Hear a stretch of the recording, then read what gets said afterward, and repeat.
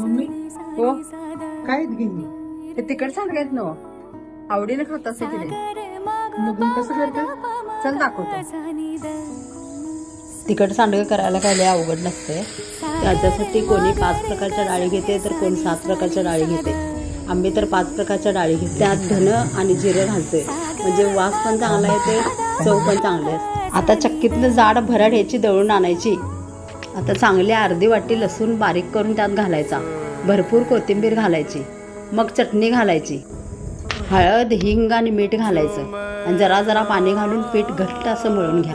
सांडग्यांना जरा कलर पाहिजे असला तर बुक्का टाकायचं. मग जरा बोटं रुतवून पाणी घालून ठेवायचं आणि त्याच्यावर झाकून ठेवायचं आणि पीठ 7 ते 8 तास भिजत घालायचं. आत्ता प्लास्टिक शीट हातरून घ्यायचं.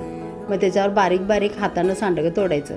तर का तोडायचं हातानं जर तोडलं तर त्यात कीड होत नाही आणि साच्यानं जर केलं तर त्यात आत पोकळ होते आणि कीड होते. आणि आता 4-5 दिवस कडक उन्हात वाळवायचं आणि मग भरून ठेवायचं. हे झालं आपलं तिखट सांडगं. हे वर्षभर आरामात टिकते.